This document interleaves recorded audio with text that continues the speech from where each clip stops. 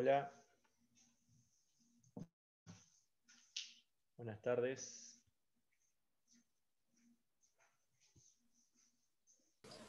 Buenas tardes, profesor. Profesor.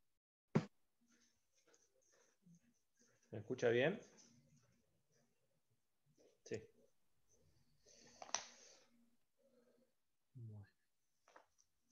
Bueno, vamos a comenzar a ver el régimen de propiedades especiales de la bolilla 8 del programa.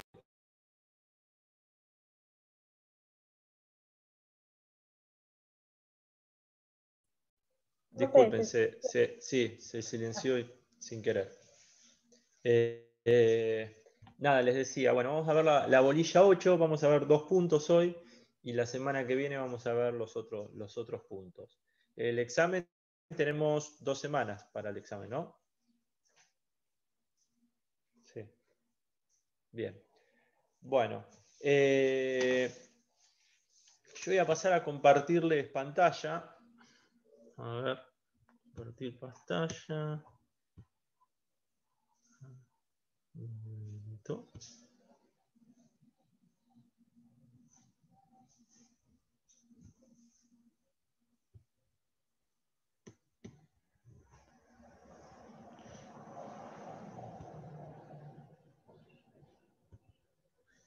¿Ahí lo están visualizando? No. No, profesor. A ver. Ah, porque no. ¿Quién está como anfitrión, como moderador? Me tiene que habilitar a mí. Si no, no voy a poder compartirles la pantalla. No sé quién está como moderador. A ver si lo veo conocido.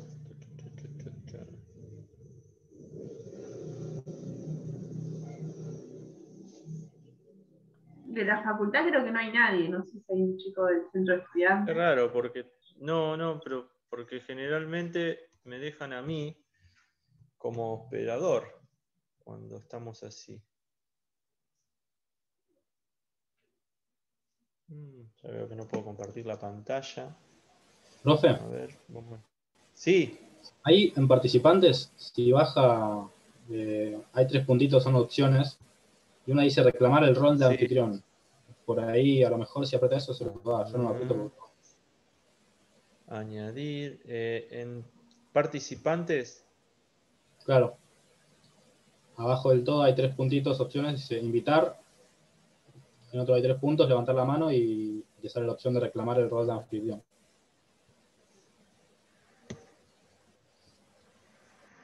A ver.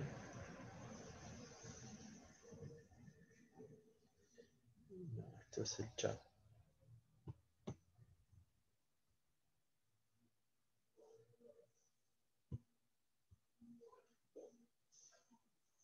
Hacerse cargo como anfitrión. No, pero me pide una clave. A ver, por ahí.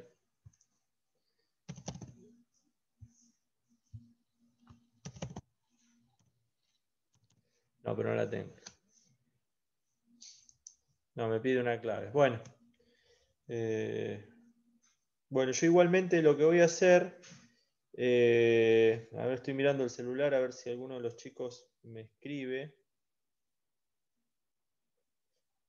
Le estoy escribiendo a Brandon.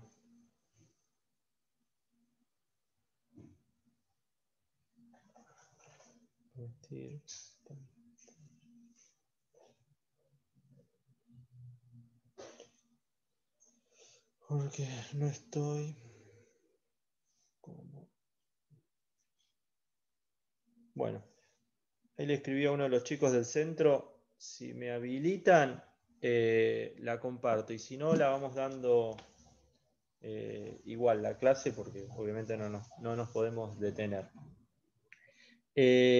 Bueno, vamos a ver régimen de aguas. El régimen de aguas en en el Código Civil.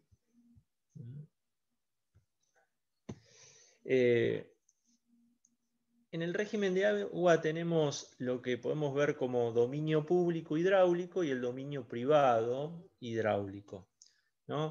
Es decir, hay un sistema de aguas que pertenecen al Estado y otro sistema que pertenecen al dominio privado de las personas.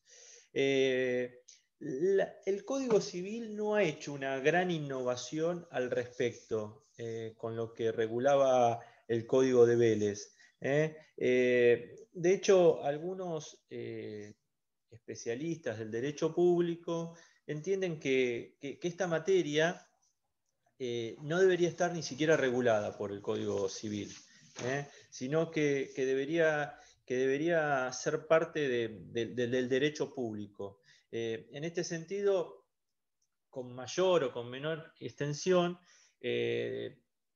dicen que el contenido del Código Civil que regula aspectos sobre aguas presenta un exceso de competencias,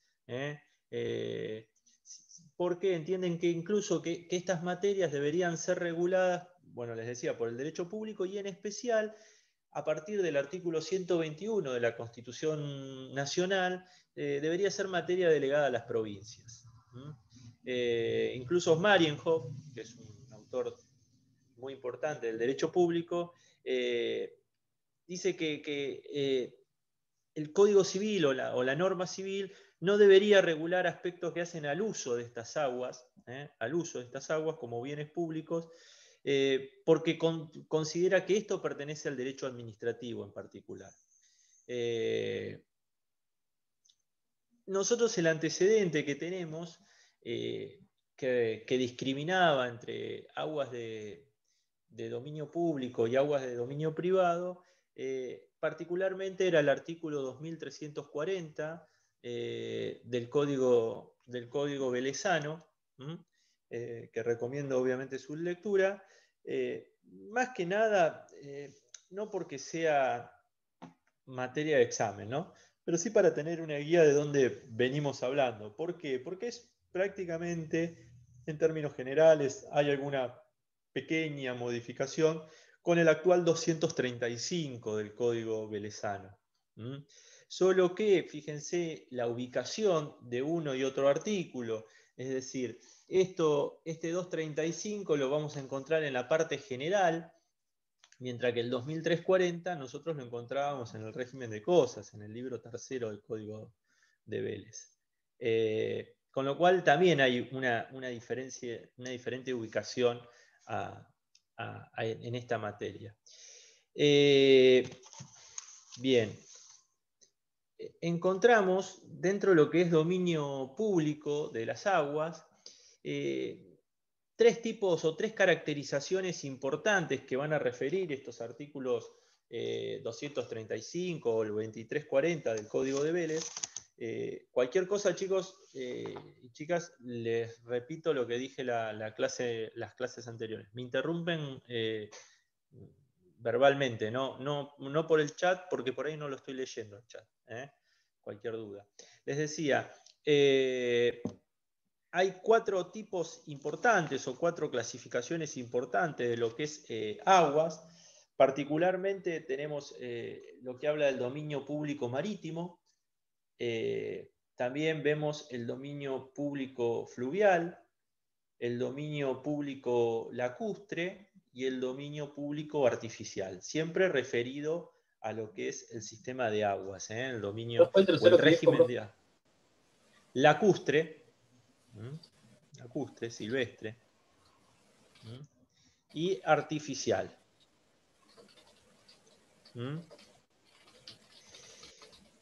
Mientras que dentro de lo que es el dominio privado de las aguas, Vélez Sarsfield hablaba de las aguas de lluvia que caen en terreno privado, hablaba de las aguas de fuente que no forman un cauce natural, y hablaba de las aguas de vertientes que nacen y mueren en un mismo predio. Y digo hablaban porque hoy por hoy podemos hablar de las dos primeras, de las aguas de lluvia y de las aguas de fuente, que no forman un cauce natural, pero no hace referencia al sistema de vertientes, el Código Civil y Comercial actual.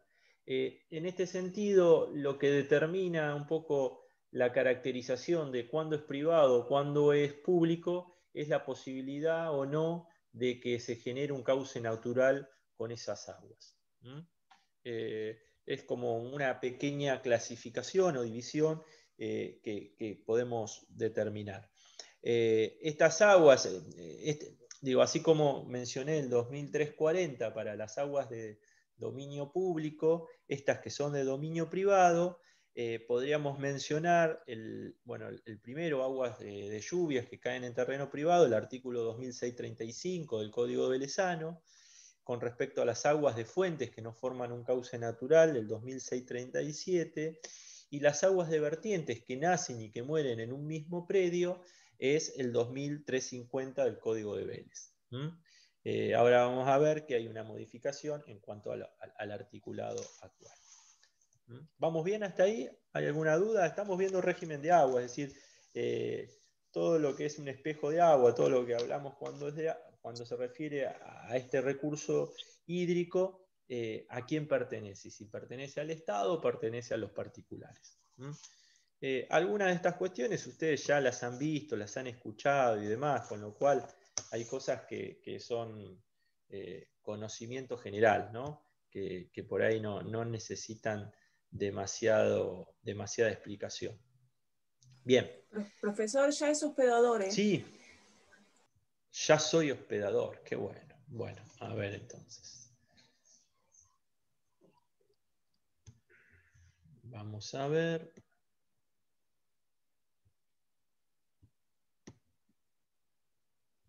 Compartir pantalla.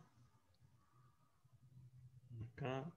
Perfecto. Ahora sí lo están visualizando. ¿No? Sí, ahora sí. Perfecto. Bueno, acá estábamos, vamos a ir pasando las diapositivas. Dominio público, fíjense, marítimo, fluvial, lacustre y artificial. Yo igualmente, este PowerPoint, la parte de aguas está terminada, pero la segunda parte, que es defensa de la vivienda o protección integral de la vivienda, no está terminada. Cuando lo termine, lo subo, lo comparto con el centro de estudiantes para que se los comparta a ustedes. ¿Les parece? Así lo tienen como guía de estudio. Bien. Dominio privado, les decía, estas aguas de lluvia que caen en terreno privado, aguas de fuentes que no forman un cauce natural, y aguas de vertientes que nacen y mueren en un mismo predio. Bien, dominio público marítimo. Dominio público marítimo. Artículo, les decía, 235 del nuevo Código Civil y Comercial, que dice, son bienes pertenecientes al dominio público, excepto lo dispuesto en leyes especiales, y las hay, fíjense que ahí, por ejemplo, menciono dos, la 23698 y la 24543, que regulan un poquito más en forma detallada el régimen de aguas. Pero bueno, y hay otras más, ¿no? Este artículo, el 235, entonces nos dice que son de dominio público, ¿qué cosas? Bueno, en el inciso A nos dice el mar territorial, hasta la distancia que determinen los tratados internacionales y la legislación especial, sin perjuicio del poder jurisdiccional sobre la zona contigua, la zona económica exclusiva y la plataforma continental. Se entiende por mar territorial el agua, el lecho y el subsuelo.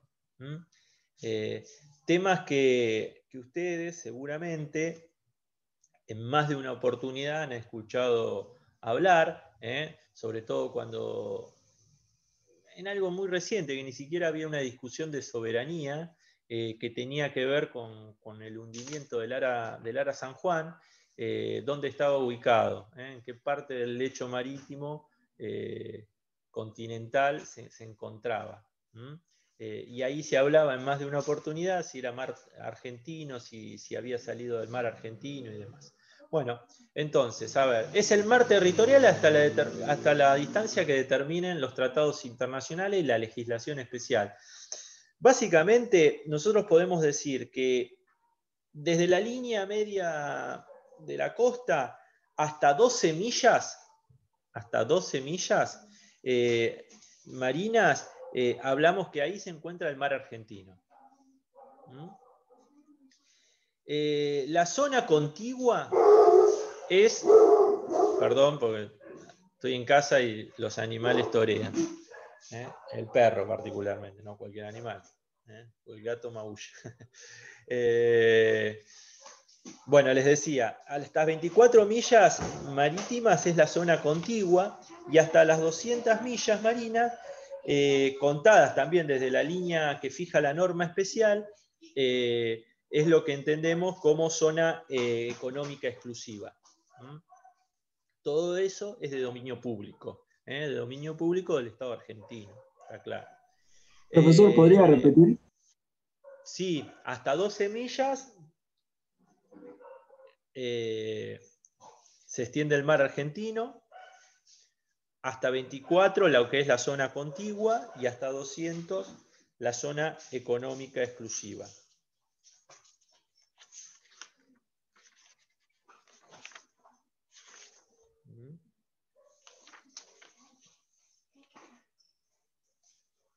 ¿Está claro? Bien. La ley, esto lo determinan estas dos leyes que yo les hablé, la 23.698 y la 24.543. La ley 24.922, que es otra ley, ha estipulado que el dominio provincial sobre el mar argentino es hasta las 12 millas. Es decir, las provincias tienen el dominio de ese mar argentino hasta 12 millas. Y además el dominio nacional sobre los recursos vivos marinos, existentes en la zona económica exclusiva argentina y en la plataforma continental argentina, a partir de las 12 millas.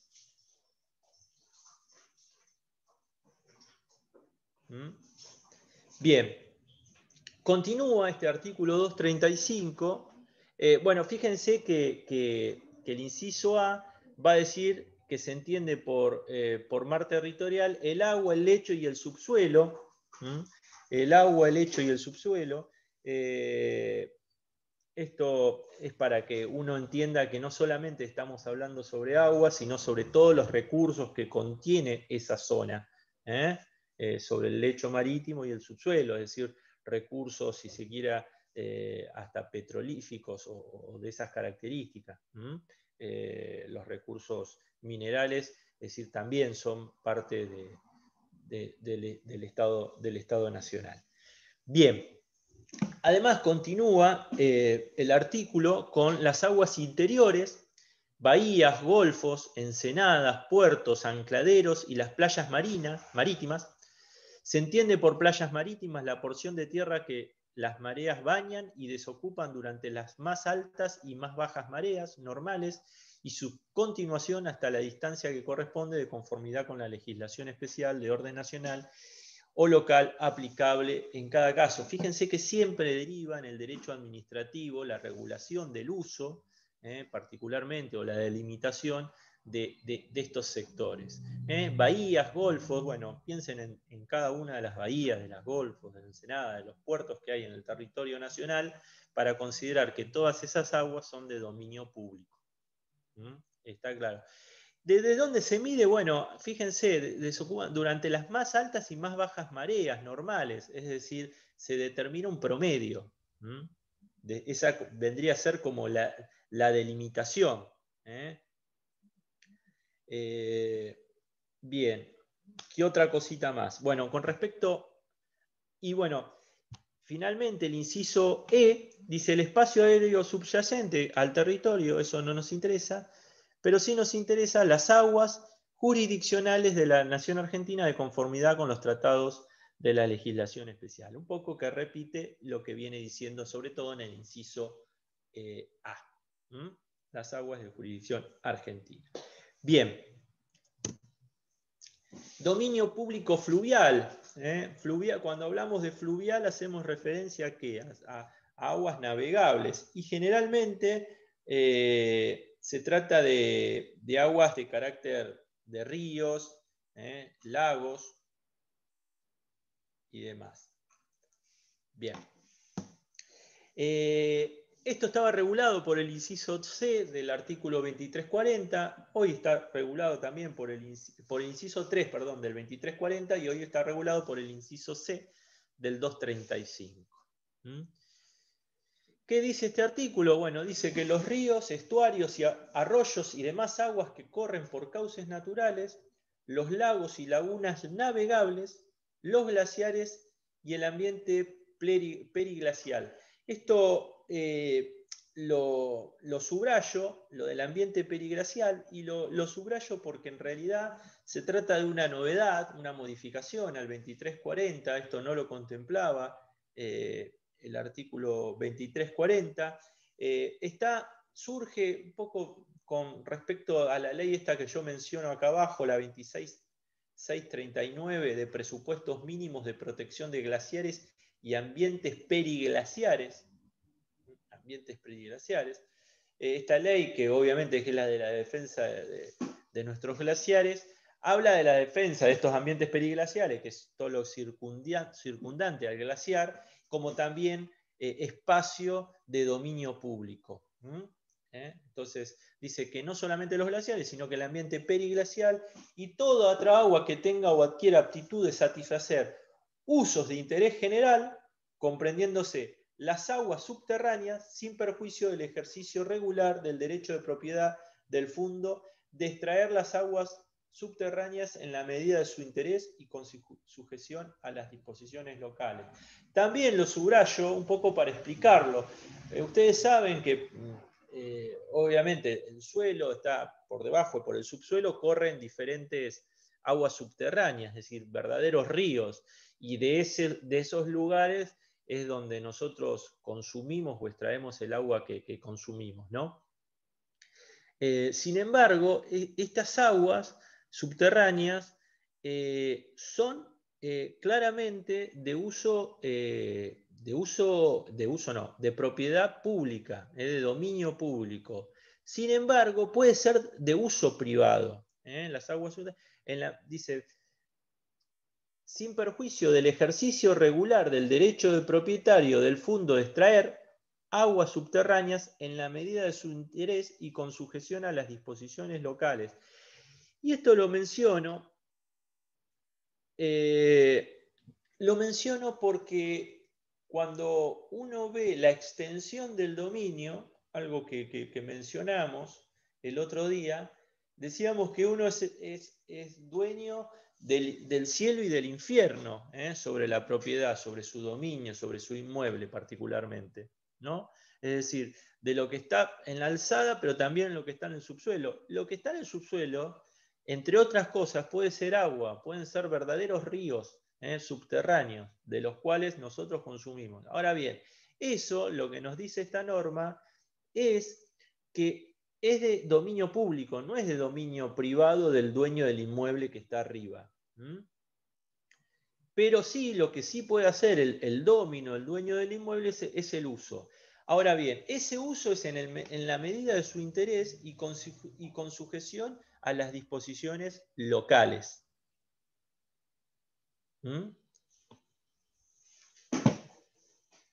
Bien. Fíjense, bueno, continúa, se entiende por río el agua, las playas y el lecho por donde corre, delimitándose, y acá nuevamente fija un límite, la línea de ribera que fija el promedio de las máximas crecidas ordinarias. Es decir, el río, el lago, el arroyo, lo que se trata, ese curso fluvial de agua se protege o es de dominio público hasta la línea de ribera que fija el promedio de las máximas crecidas ordinarias. Ustedes saben que cualquiera de estos ríos o cualquiera de estos lagos navegables tienen crecidas en determinadas épocas del año. Y más o menos, si bien a veces desbordan y eso generan inundaciones, más o menos se mantiene estable. Bueno, esa estabilidad es lo que fija un promedio para saber hasta dónde es de dominio público. Pero no solamente es de dominio público el agua, sino el cauce que los contiene, ¿no? Esto es importante determinarlo, ¿no? El cauce que los contiene también es de dominio público. Y digo esto que es de dominio público porque no podría ningún privado venir y alterar ese cauce. Alterar ese cauce. De manera tal de, por ejemplo, buscar que el agua corra por otro lado o que derive una parte para otro sector y demás. Por lago o laguna se entiende el agua, sus playas, su lecho, respectivamente, delimitando de la misma manera que los ríos. ¿Está claro? ¿Alguna duda? Sí, sí. ¿Vamos bien? Bueno, bárbaro.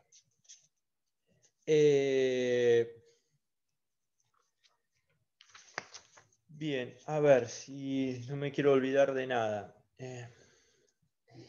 Acá, nada, lo menciono como antecedente. El viejo o el original 2340 fue modificado por la ley 17711, ¿no? El 2340 decía los ríos, sus cauces y las demás aguas que corren por cauces naturales y toda otra agua que tenga o adquiera aptitud de satisfacer usos de interés general, comprendiéndose las aguas subterráneas, sin perjuicio del ejercicio regular del derecho de propiedad del fondo de extraer las aguas subterráneas en la medida de su interés y con sujeción.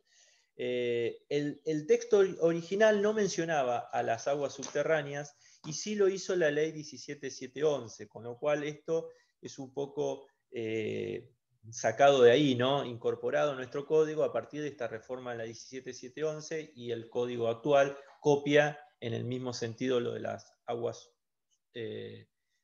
subterráneas. Bien, sigamos entonces. Dominio público lacustre. Dominio público lacustre. Artículo 236. Pertenecen al Estado nacional, provincial o municipal, sin perjuicio de lo dispuesto por leyes especiales, los lagos no navegables que carecen de dueño.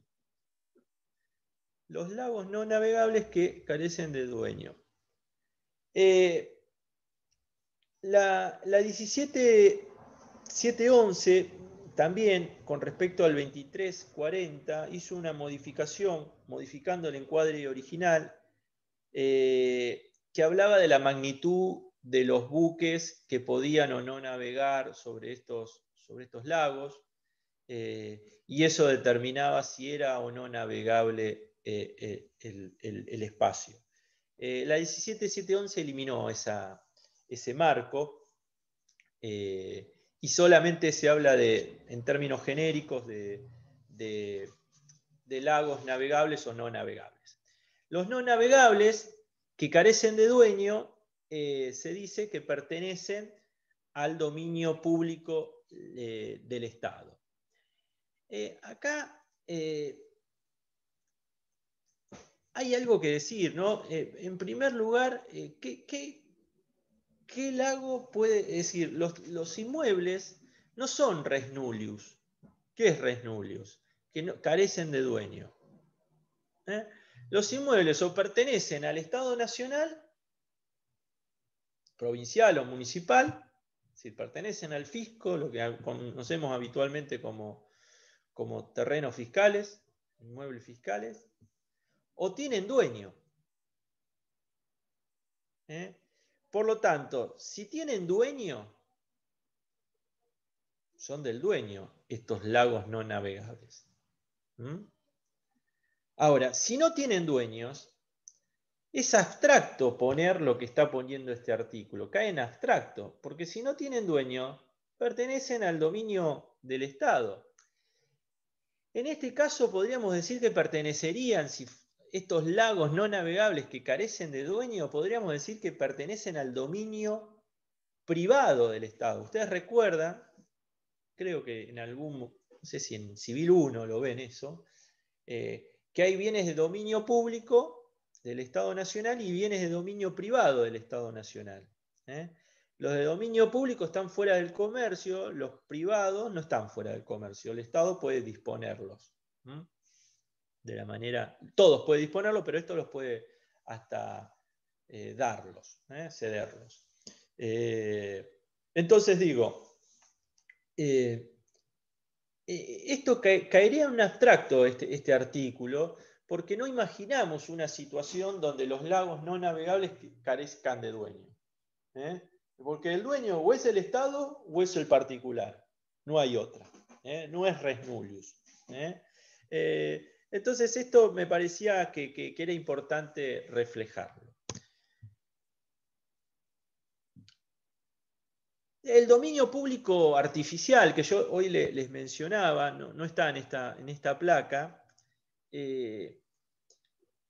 Podríamos mencionarlo en el 235, inciso F, que refiere más que nada a lo que tiene que ver con las obras hidráulicas. Las obras hidráulicas son de dominio público. Era lo que antiguamente estaba en el artículo 2340, inciso 7. Otorgan este carácter de público a cualquier obra hidráulica construida para utilidad o comodidad común. No se ha producido una modificación importante al viejo régimen del 2340 en este aspecto. Bien, ahora sí, bienes hidráulicos privados, es decir, que dominio privado de las aguas, y tenemos el artículo 239 del Código Civil y Comercial. Algunos autores, antes de seguir, voy a mencionar algo. Se habla también del dominio público atmosférico. El dominio público atmosférico son las nubes, estas masas de agua que hay en el cielo. Estas masas de agua que hay en el cielo. Lo que se dice es que si el espacio aéreo es de propiedad del Estado, es de dominio público del Estado, estas nubes, estos verdaderos, digo, situaciones, no, estas verdaderas masas de agua, ahí está, no me salía, estas verdaderas masas de agua que hay en el aire, que están en el aire, pertenecen al dominio público. Hoy por hoy, con este inciso E del artículo 235, no cabría duda. Sí había dudas porque no lo regulaba el 2340, el 2340 del Código Civil. Hoy por hoy, lo que es al menos estas situaciones del dominio público atmosférico no genera demasiadas dudas. Como tampoco lo que es el dominio público de islas. Esto también está bastante bien regulado en el artículo 235. Bien, vamos a los bienes hidráulicos privados. Les decía, artículo 239 del Código Civil y Comercial actual, en parte reemplaza el 2635, 2637, 2350 del Código Velezano. Y dice lo siguiente: las aguas que surgen en los terrenos de los particulares pertenecen a sus dueños, quienes pueden usar libremente de ellas, siempre que no formen un cauce natural. Las aguas de los particulares quedan sujetas al control y a las restricciones que el interés público establezca la autoridad de aplicación. Nadie puede usar de aguas privadas en perjuicio de terceros ni en mayor medida de su derecho. Pertenecen al dominio público si constituyen cursos de agua por cauces naturales. Los particulares no deben alterar esos cursos de agua. El uso por cualquier título de aguas públicas u obras construidas para la utilidad o comodidad común no les hacen perder el carácter de bienes públicos del Estado, inalienables e imprescriptibles. El hecho de correr los cursos de aguas por los terrenos inferiores no da a los dueños de estos derecho alguno. Esto refiere el artículo 239 del Código Civil y Comercial actual. Fíjense que saca toda aseveración a lo que es vertiente. Tampoco hablamos en este caso, que no lo mencioné, de las aguas de lluvia. No le da mayor trascendencia este artículo. ¿Qué es lo importante? Bueno, de este artículo, fíjense que la delimitación de si el curso de agua es de dominio público o es de dominio privado tiene que ver con esto del cauce natural.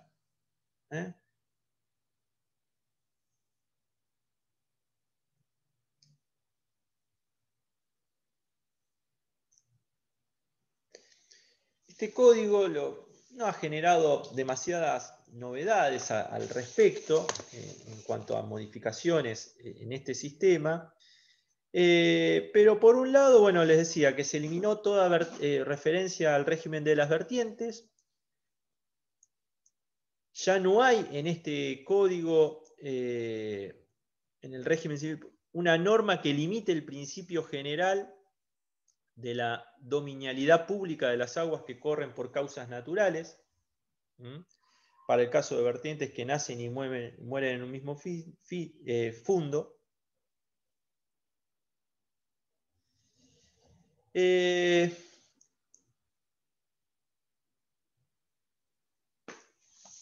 No hay, les decía, lo que sí es importante acá, los límites que ponen a los particulares. Las aguas de los particulares quedan sujetas al control y a las restricciones en el interés público que establezca la autoridad de aplicación. Nadie puede usar de aguas privadas en perjuicio de terceros ni en mayor medida de su derecho. Habla un poco de esto esta placa, que son limitaciones dominiales vinculadas al agua, ¿no? Que surgen del artículo 1970 al principio general, ¿no? Las limitaciones impuestas al dominio privado en el interés público están regidas por el derecho administrativo. El aprovechamiento y uso del dominio sobre inmuebles debe ejercerse de conformidad a las normas administrativas. Los límites impuestos al dominio en este capítulo en materia de relaciones de vecindad rigen en subsidio a las normas administrativas aplicadas en cada jurisdicción. El 1975 es un reflejo de este límite que pone el 239, obstáculos al curso de agua.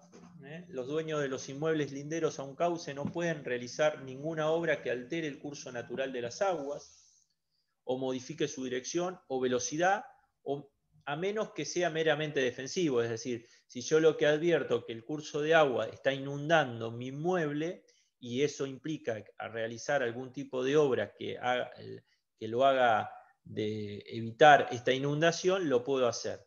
Ahora, lo que yo no puedo hacer es una obra para desviar el curso de agua para tener determinada ganancia o porque quiero ganar espacio en mi terreno o en mi inmueble. Sigue diciendo, si alguno de ellos resulta perjudicado por trabajos del ribereño o de un tercero, puede remover el obstáculo, construir obras defensivas o reparar, perdón, me perdí, si alguno de ellos, o reparar las destruidas con el fin de restablecer las aguas a su estado anterior, reclamar del autor el valor de los gastos necesarios y la indemnización de los demás daños. Si el obstáculo se origina en un caso fortuito, y acá deslinda la responsabilidad ya no en un particular, sino en el Estado solo debe restablecer las aguas a su estado anterior o pagar el valor de los gastos necesarios para hacerlo. Aquí determina cierta responsabilidad del Estado. Y el 1976, que refiere a recepción de agua, arena y piedras, debe recibirse el agua, la arena o las piedras que se desplazan desde otro fundo si no han sido degradadas ni hubo interferencia del hombre en su desplazamiento. Sin embargo, puede derivarse el agua extraída artificialmente, la arena o las piedras que arrastra el agua, si se prueba que no causan perjuicio a los inmuebles que las reciben. Esto es un poco corolario, les decía, del artículo 239, también de las limitaciones al régimen dominial, Esto de recepción de agua, arenas y piedra también lo podríamos relacionar con lo que es la accesión de inmuebles o de muebles, cuando ustedes vean formas de adquirir el dominio. Todo esto lo podemos ver. ¿Les puede servir todo esto? A ver, denme 2 segunditos, porque estoy solo y me están...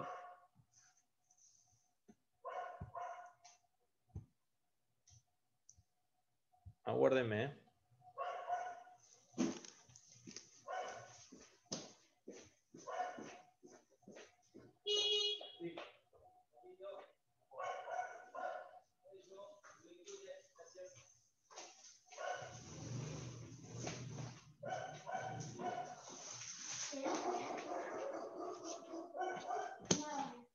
Perdón, ahí estamos. ¿Siguen compartiendo la pantalla? Sí. ¿Sigo compartiendo? Sí. Sí, Bien. sí. Justo tuve que salir 2 segunditos. Bien. Les decía, con el régimen, esto relaciónenlo con las limitaciones dominiales vinculadas al agua y al acceso al uso de las aguas, que creo que el programa algo menciona.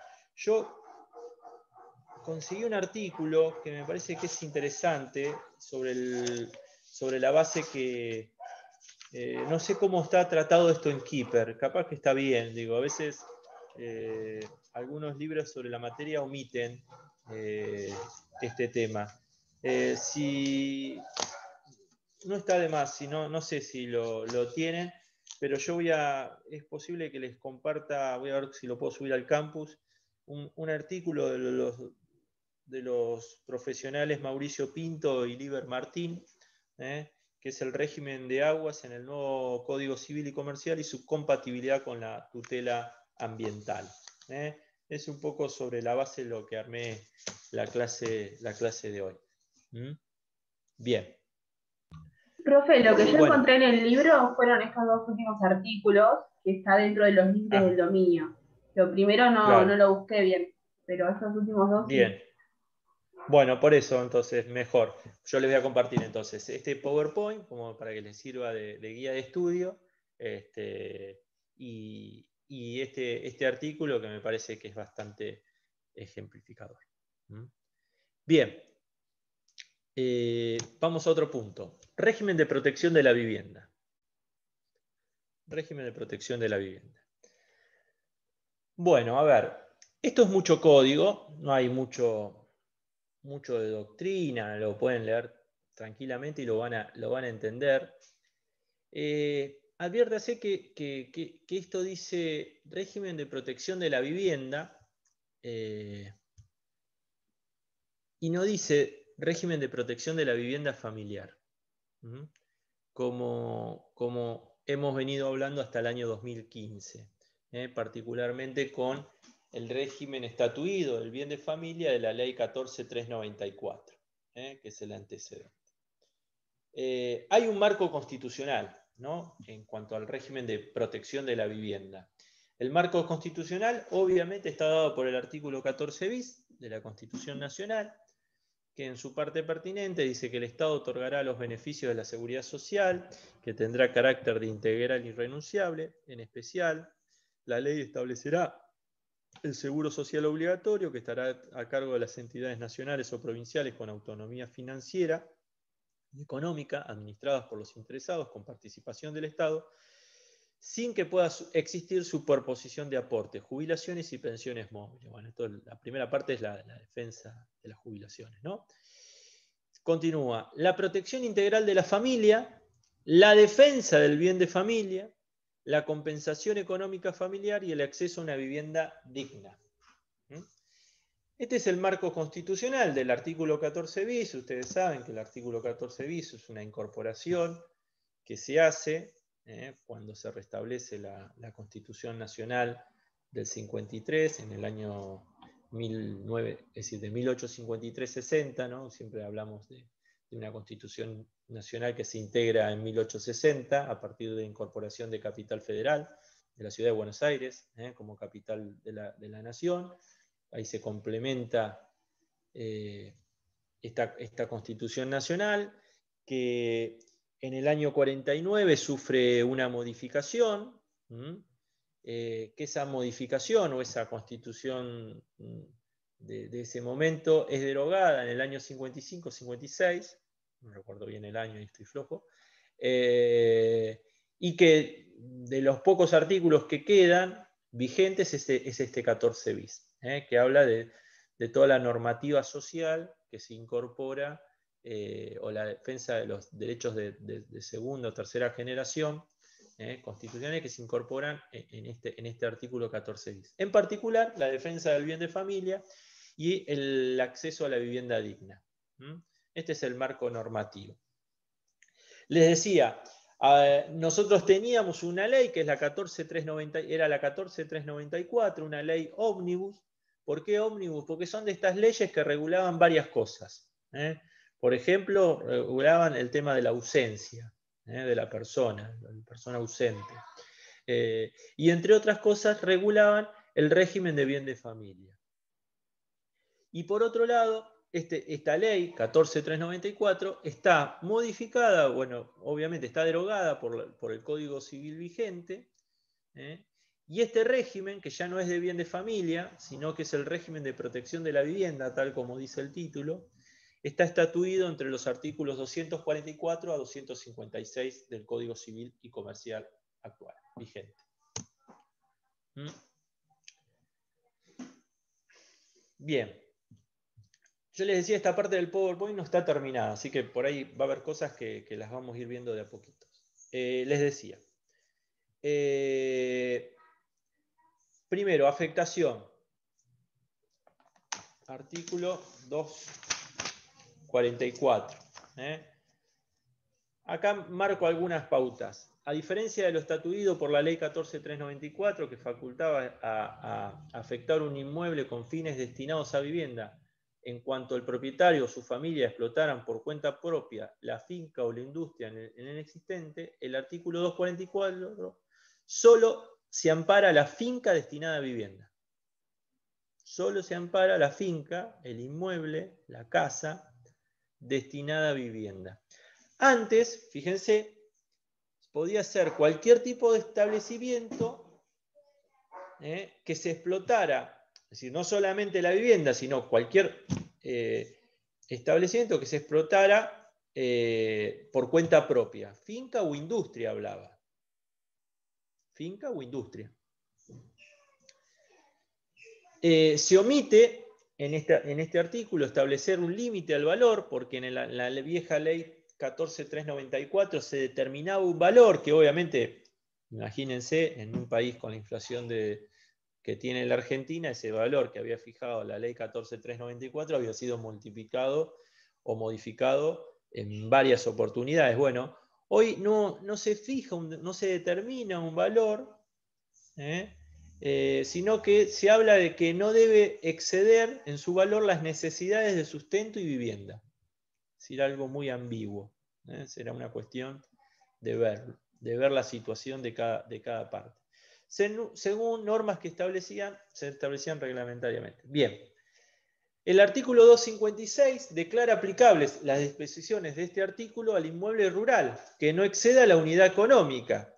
Es decir, fíjense que en la primera parte nosotros estamos diciendo, ojo, no es para un lugar para explotación, sino que es un lugar para vivienda, pero cuando se trata de un inmueble rural, donde muchas veces funciona la habitación, la vivienda, pero también es el núcleo económico de esa familia, lo que dice es el inmueble rural que no exceda la unidad económica, cuya fijación contemplen a las reglamentaciones locales. Las reglamentaciones locales se refieren a las reglamentaciones provinciales, no municipales. Este artículo 244, les decía, también hace algunas aclaraciones que se puede afectar en todo o en parte la vivienda, no es necesario todo. Obviamente que esta afectación debe inscribirse. ¿Dónde se inscribe? En el registro público de comercio, en el registro de la propiedad inmueble, perdón. En el registro de la propiedad inmueble. es una nota marginal. Acá acá lo que se intenta es un balance entre la protección de la vivienda y la protección del crédito. Y la protección del crédito. Este dato no es menor. ¿Por qué? Porque ustedes saben que el patrimonio es garantía común de los acreedores. Entonces, también debe protegerse la garantía creditoria y debe evitarse la lesión al tráfico negocial. ¿Por qué? Porque cuando nosotros afectamos un inmueble a este régimen de protección de la vivienda, lo que hacemos es que las deudas o los acreedores por deudas posteriores a esta afectación no puedan no embargarme, sino ejecutarme. Es decir, no me van a poder rematar la casa mientras esté afectada a este régimen de protección de la vivienda. Tiene sus excepciones, que las vamos a ver. Tiene sus excepciones que las vamos a ver. Entonces, les decía, la afectación debe inscribirse y es importante la fecha de inscripción porque determina, entre otras cosas, las deudas por las cuales o no debe responder el propietario. Y otro dato importante es que no se puede afectar más de un inmueble. No se puede afectar más de un inmueble. ¿Qué quiere decir esto? Bueno, que si yo tengo 2 o 3 casas, y vamos a poner que vivo unos meses en Mar del Plata, otros meses en Cariló y otros en Capital Federal, yo no voy a poder afectar a la protección de la vivienda a estos 3 inmuebles, sino que voy a tener que elegir uno.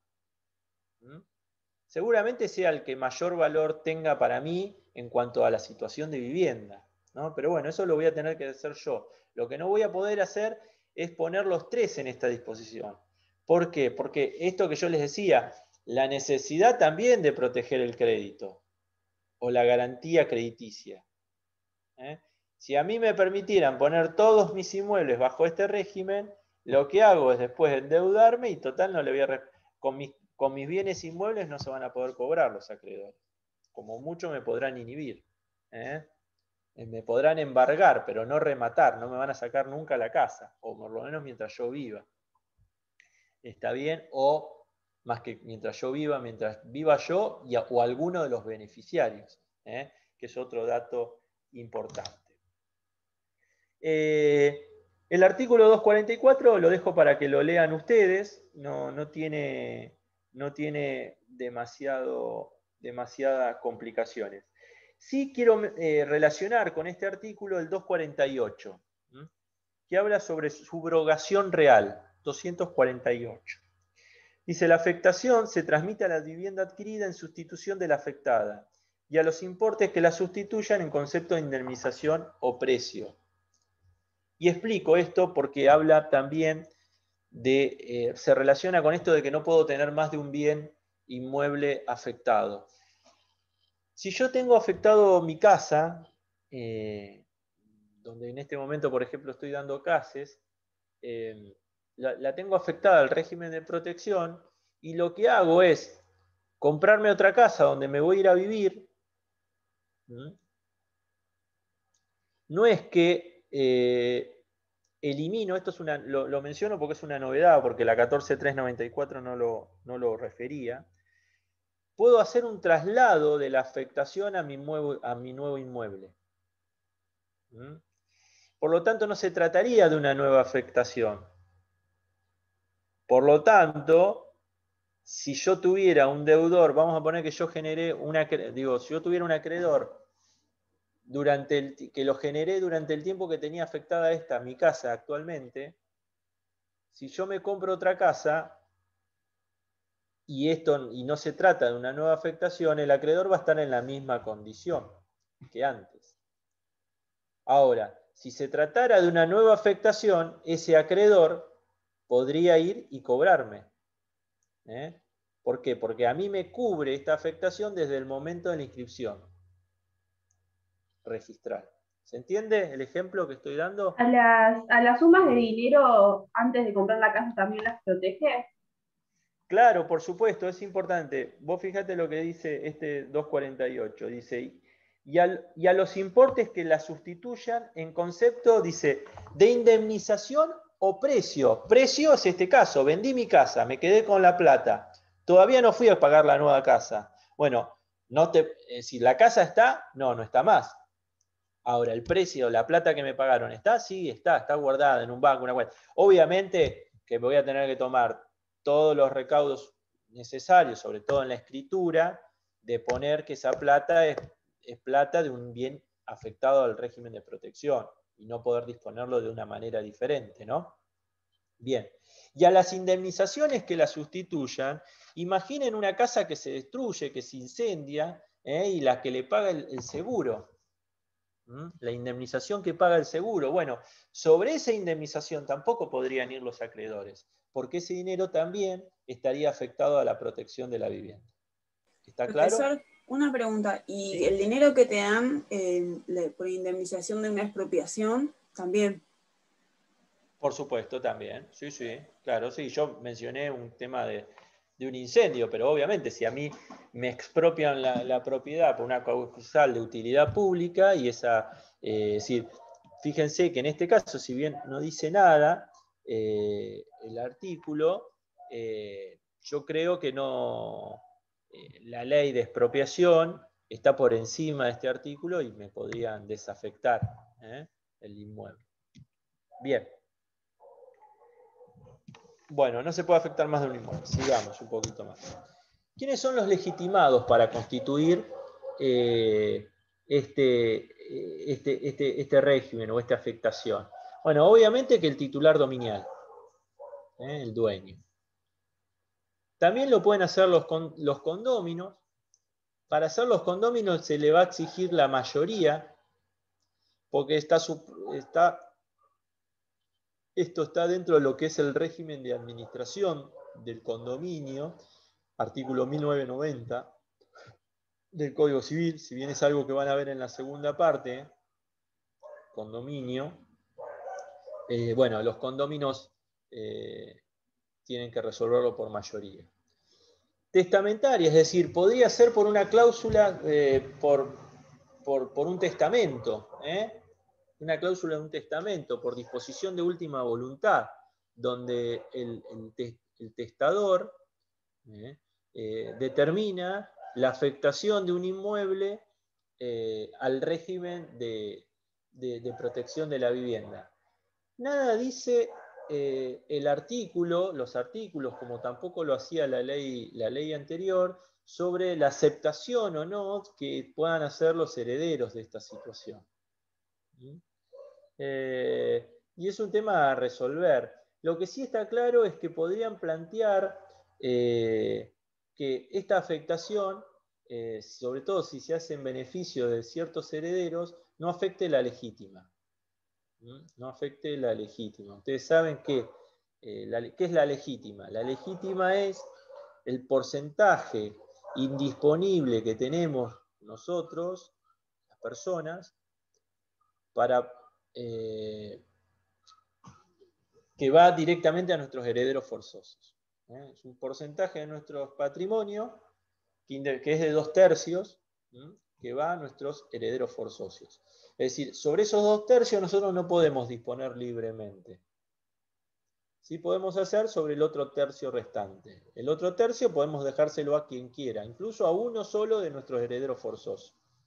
Es decir, el 66% es indisponible y el otro tercio es disponible. ¿Está claro? Bueno, lo que sí podría pasar es que un heredero forzoso entienda que a partir de esa afectación de un inmueble, y por eso es importante tomar el valor, de la afectación de un inmueble al régimen de protección de la vivienda y la imposibilidad de disponerlo libremente, y esto perjudique su legítima, podría impugnar esa cláusula testamentaria.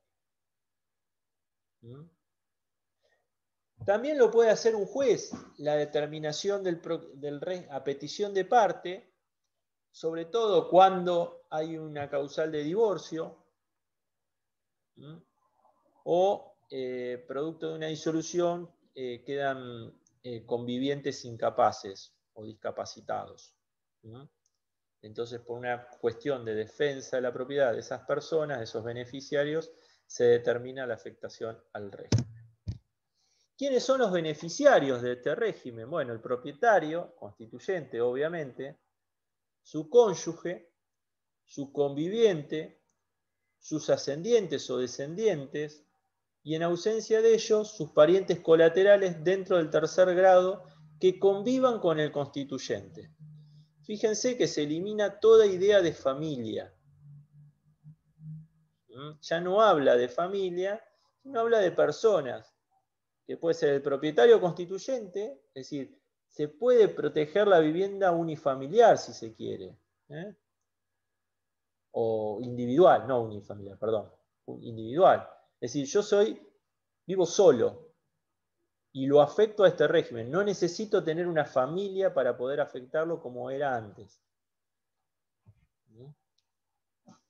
Obviamente, también va a ser el cónyuge, también van a ser el conviviente, es decir, o concubina, o concubino, palabra horrible. El conviviente es más lindo. Ascendientes o descendientes, hijos, abuelos, padres, tíos. Y ausencia de ellos, sus parientes colaterales, hay tíos, ¿sí? Dentro del tercer grado que convivan con el constituyente. Tienen que convivir. Si no constituyen, no es que esta afectación, una vez que le pasó algo a este constituyente, se le pasa a los demás. Tienen que convivir. Y esto es un dato importante, digo, lo que determina la posibilidad de afectar o no afectar, ahí se terminó el PowerPoint, lo que determina la posibilidad de afectar o no afectar es la habitación efectiva, y la habitación efectiva surge esta necesidad del artículo 247 del Código Civil, que dice: si la afectación es peticionada por el titular registral, se requiere que al menos uno de los beneficiarios, que puede ser él, o puede ser cualquiera de los otros que yo les mencioné, habite el inmueble. En todos los casos, para que los efectos subsistan, basta que uno de ellos permanezca en el inmueble. ¿Qué quiere decir esto? Donde nosotros abandonamos el inmueble de manera permanente y perdurable, desaparece la afectación. Es decir, más que desaparecer, podría alguien pedir la desafectación, motivado en esta situación donde no hay personas habitando el inmueble afectado. ¿Está claro? Bien. Otro artículo que me parece que es importante es que es el efecto de la afectación. Esto que algo ya vinimos hablando. La afectación es inoponible a los acreedores de causa anterior a esa afectación. Es decir, que si hoy, que es 13 de abril, martes 13 de abril, yo afecto mi inmueble al régimen de protección de la vivienda, sin embargo, tengo deudas del mes pasado, y no las pago, estoy en mora, claramente los acreedores de esas deudas, por más que yo tenga el inmueble afectado, van a poder venir, ejecutar esa creencia. A partir de la ejecución van a poder embargarme el inmueble y a partir del embargo van a poder ejecutarlo, rematarlo. ¿Se entiende? Ejecutar ese embargo. Ahora bien, si yo afecto el inmueble en el día de hoy, pero me empiezo a endeudar la semana que viene o mañana, y no pago, esos acreedores, y ahora vamos a ver con qué excepciones, no van a poder venir contra mi propiedad. Podrán ir contra mi sueldo, podrán ir contra mi auto, podrán ir contra cualquier otro bien que yo tenga, pero no sobre la propiedad que está afectada.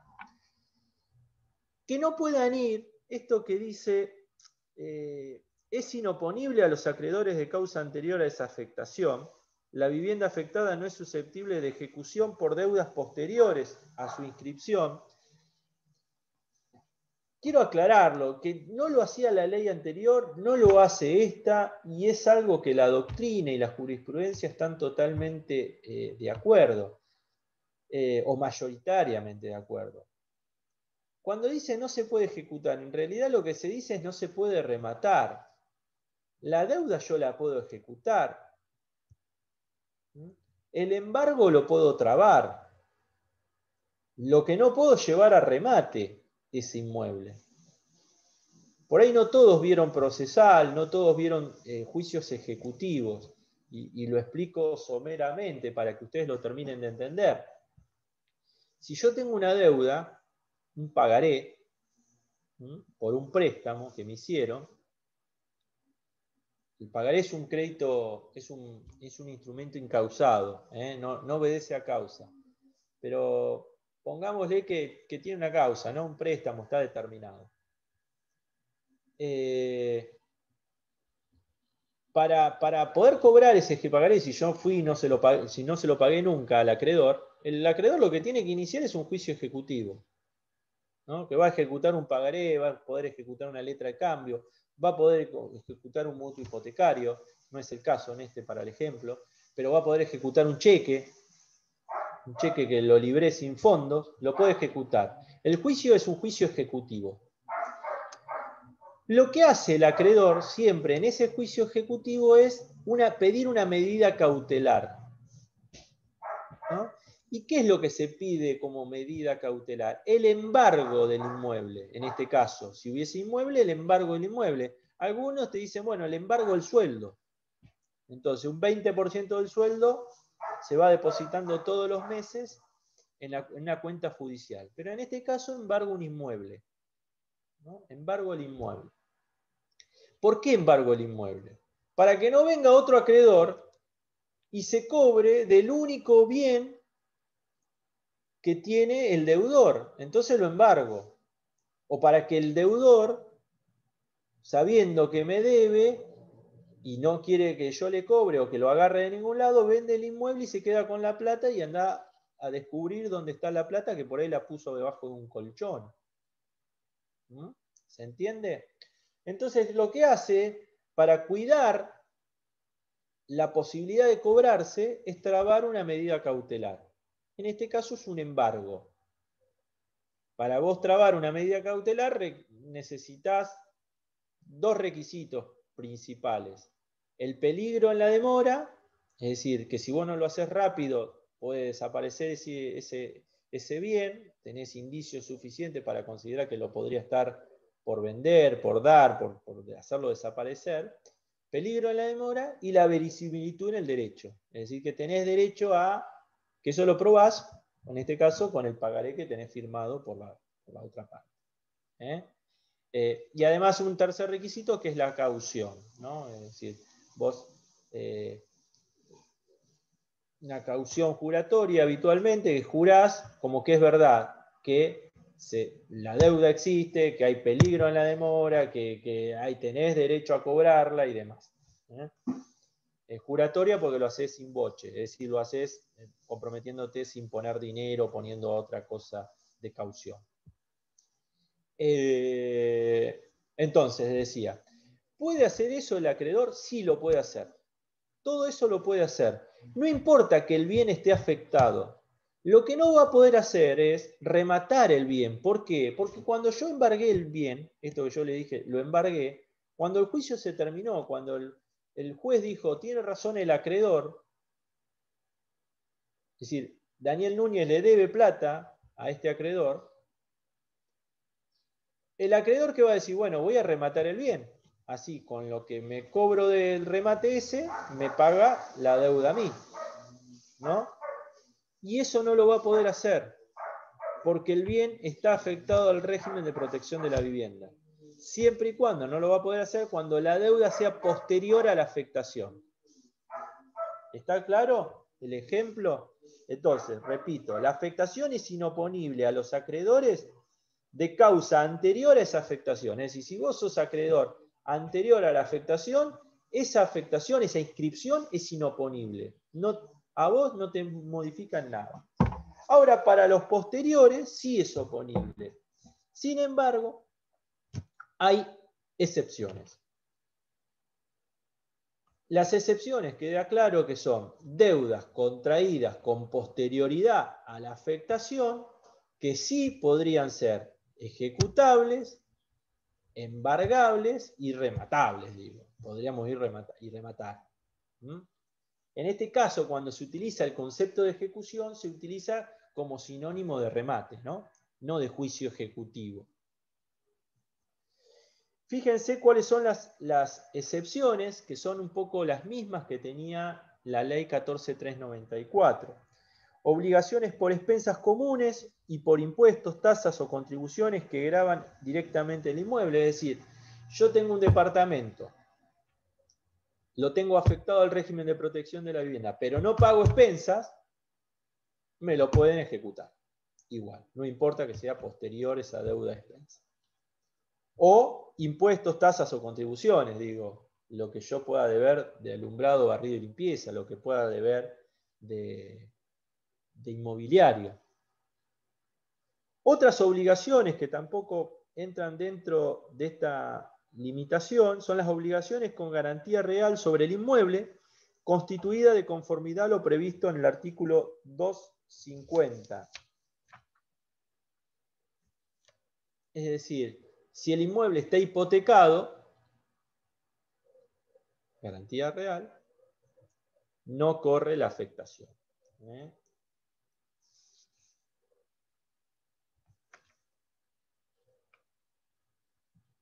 A ver, no corre la afectación. Otra excepción. Obligaciones que tienen origen en construcciones u mejoras realizadas en la vivienda. Es decir, si yo contraté unos albañiles para hacerme una habitación sobre un inmueble que habito y que está afectado al régimen de protección y no le pagué a estos albañiles, y mañana los albañiles ejecutan esa deuda, en realidad es un cobro de pesos más que un juicio ejecutivo, en este caso, inician un cobro de deuda, cobro de pesos, por esa plata que no les pagué, yo no voy a poder oponer la afectación del inmueble. No lo voy a poder hacer. ¿Por qué? Porque es una excepción a la regla general. Y finalmente las obligaciones, que esto también es como una novedad, las obligaciones alimentarias a cargo del titular a favor de sus hijos menores de edad, incapaces o con capacidad restringida. Es decir, si yo soy deudor alimentario y donde vivo está afectado, puede venir la madre o el padre de mis hijos y puede ejecutar esa deuda alimentaria.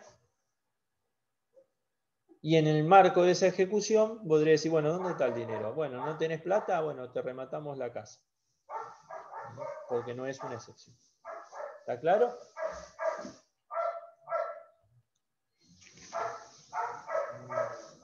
Bueno, algunas cositas más, así como datos de color, honorarios y a solicitud de los interesados en los trámites de constitución, porque esto es un régimen gratuito. No debería salirte plata a afectar. Si a solicitud de los interesados en los trámites de constitución intervienen profesionales, sus honorarios no pueden exceder en conjunto el 1% de la evaluación fiscal. En los juicios referentes a la transmisión hereditaria de la vivienda afectada y en los concursos preventivos y quiebras, los honorarios no pueden exceder del 3% de la evaluación fiscal. Esto es una macana para nosotros como abogados, ¿no? A ver, vos como podés ir y afectarlo vos solamente al registro de la propiedad. No necesitas de un profesional. Ahora, si contratás a un profesional, no te puede cobrar más del 1% de la evaluación fiscal del inmueble. Ustedes saben que los inmuebles tienen como varias evaluaciones. Hay una evaluación fiscal y hay una evaluación de mercado. La evaluación fiscal rara vez coincide con la de mercado. La evaluación fiscal, por ejemplo, de mi casa, puede en este momento estar, eso, 1 millón de pesos, ¿no? Y la evaluación de mercado de mi casa, por ahí vale no sé, $100.000, póngale. ¿Cuántos son $100.000 hoy en pesos? Bueno, más de 150 millones de pesos, ¿no? O algo así, no sé, al cambio real cuánto está. Pero ¿se dan cuenta cómo funciona? Entonces, lo que hay que tener en cuenta para la determinación de los honorarios siempre son la evaluación fiscal.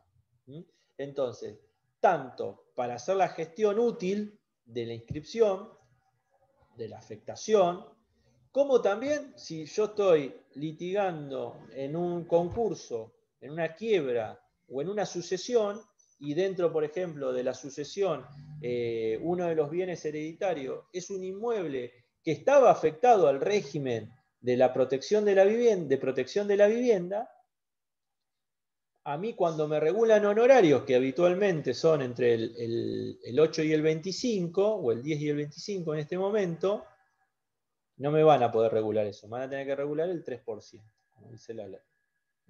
¿Por qué? Porque se trata siempre de proteger la vivienda familiar. La vivienda de la persona. Y si yo le cobro mucho honorario, esa garantía empieza a resquebrajarse. Desafectación y cancelación de la inscripción, no hay mucho para agregar más que lo que dice el artículo, así que lo dejo para que lo lean ustedes. ¿Alguna pregunta?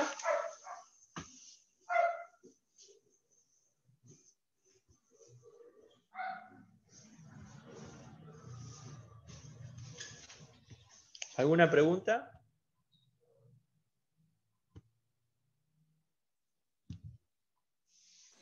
De mi parte no, profesor. Bueno, nada, entonces nos vemos la clase próxima. Bueno, buena semana. Hasta luego a todos. Gracias, profe. Hasta luego. Gracias, gracias.